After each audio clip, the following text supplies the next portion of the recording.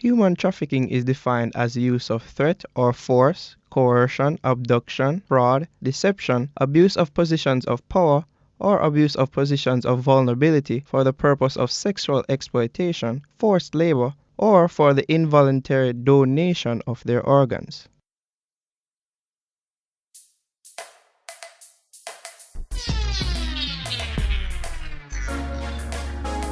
Hello, my listeners. My name is Orion Hart, and welcome to Free Her, a podcast dedicated to exploiting the state's response to human trafficking in women and young females in Jamaica. This podcast was recorded at the University of Technology. In this episode, I'm joined by Tamika Hill, Youth Ambassador, Chief of Mission, Human Trafficking. In addition, we'll be hearing a recording of a young lady who has been a victim of human trafficking, and we'll be getting her side of the story. Well, it started a couple months ago. I ran away from home because of problems with my family. We save up, so I had a set amount of money with me. After a while, the money they run out and everything, so they have to kind of look a good job. So I'm looking at the classifieds now, and I see like when my sleeves work, so I call a number and set up an interview with the man and everything. And when I went to the interview, it wasn't what I expected, and the man was asking me if I wanted to perform sexual acts for money. No, I was very scared at the time, but I was also very desperate. I didn't want to try it out little. So I started, and we did get money, and the man didn't mind me, and I provide food and one place to stay and everything. So that while they kind of feel comfortable and settle down and everything. And they end up be like one of the main girl them where I have a role in the money. And I start saying I go Mobay, Trelawny and Westmoreland and all them something there, and they feel special and all them things. And to the point where they want to send me abroad. Got foreign and all them things them. I say, you understand? It's a good opportunity and not. Never go foreign before. But visa and paper them never that work out and thing. So I just do what I have to do.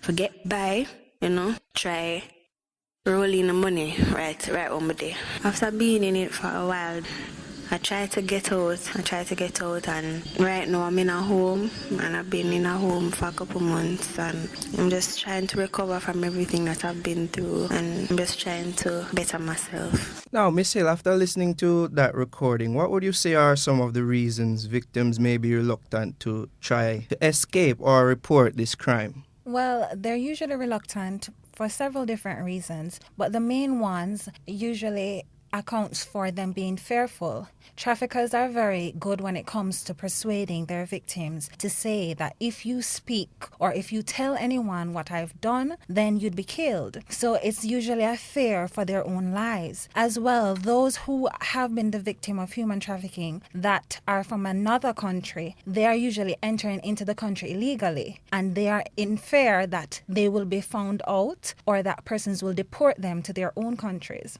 The third reason is usually because they're fearful of their families finding out. Some of them, they have good intentions and they want to make a better life for themselves and their families. And even though what they're experiencing is very, very real, they don't want their family members to know because they're ashamed of the situation. So those are some of the reasons victims of trafficking might not want to speak out against it. You heard how she was recruited into this business.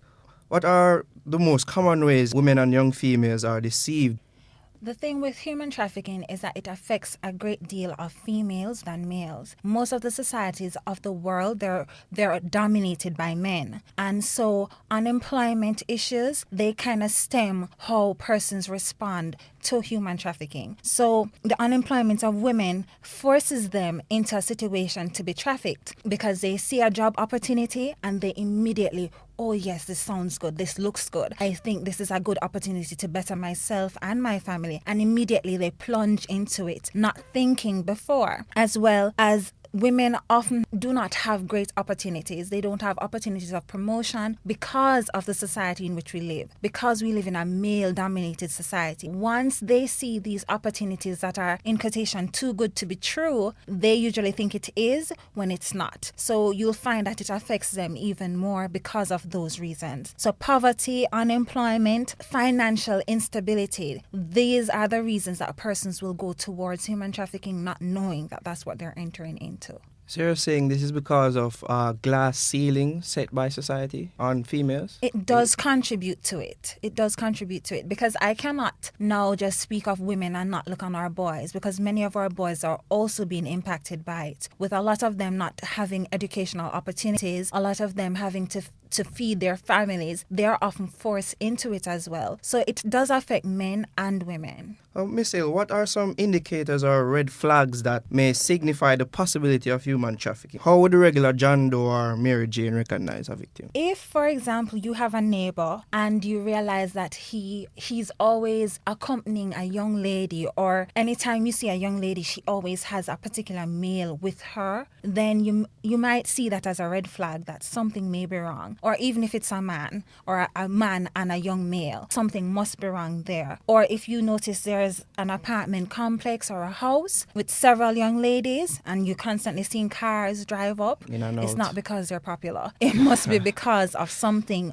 bigger than that. So if you see those kind of red flags, then it's something of interest and you should report it to the police for further investigation. I'm sure people wouldn't want to be accused of fasting into other people's business. It's protecting a child. Think of it as your own. With you being a youth ambassador, what are some of the ways you suggest young people in general, how can they protect themselves from being trafficked? Well, the first thing is, be careful of jobs that look like they're too good to be true. If it looks like it's too good to be true, then it's not. If you see something that speaks to an overseas opportunity and they'll pay for your airfare and they'll pay for your traveling and everything and it sounds so glorious, try and do your background checks. The other thing is, there's a particular case in terms of human trafficking where a young lady saw a job in the newspaper for a waitress. She called up the person, and when she got through, the person said, okay, meet me at so and so, but it was not a public place. And immediately the person took her away and then had his way with her and had several men coming in. So something like that. If you are going for a job interview and it's not at an established place where you know you can feel safe, then that's supposed to send a signal in your head that something is wrong. So those things, you have to look out for that. And for young ladies that are usually interested in older men, they need to be careful of that, because most of these older men, they force them to enter into human trafficking. Can Miss Hill, in a recent interview with The Gleaner, you recommended more efforts be placed on public education and ensuring cases before the courts are prosecuted swiftly. Are you suggesting that not enough is being done on these two fronts? That's exactly what I'm suggesting. The thing is that the National Task Force for Human Trafficking, they spend probably at minimum $15 million each year on human trafficking. And of that amount, only 20% goes towards training and public education. But all of this public education only takes place within the task force. So the public is not aware of what is going on. Each year, they have an action plan to make a tip billboard, make advertisement, make more posters, but none of these are forthcoming. So what I'm saying is they need to start pumping the public education efforts so that the public is aware of human trafficking. Too many people think that it's a foreign issue, and it's not. It's right here in front of our faces. Right here. Final question, Miss Hill. Do you think Jamaica is on the right path to combating human trafficking? I'm not sure we're on any path, really. We implemented the act, but we're not having any conviction rate. I did research to see what the issues are for not having conviction, and yes, I can understand the victims being fearful of going out and testifying. However, we must have to come up with different ways of getting the traffickers themselves. We have to think out of the box. And I don't think we're doing that. So I don't know if we're really on the right track. Some persons don't really see human trafficking as a problem here, but it is. When you have 2,500 girls still missing, then clearly something is wrong. So I'm not sure we're doing much. Well, we've heard suggestions on how victims can protect themselves, and we also had a clear perception about what being a victim entails from the victim's perspective. It is hoped by this host that Jamaica will make further strides in regards to protection of the victims of this horrible crime. Thanks to my guest Tamika Hill for stopping by and having this informative discussion with me. In our next episode, I'll be joined by Reverend Margaret Fowler of the Hope United Church and also the founder of the Theodore Foundation. This has been Orrin Hart of the University of Technology. Be good and take care.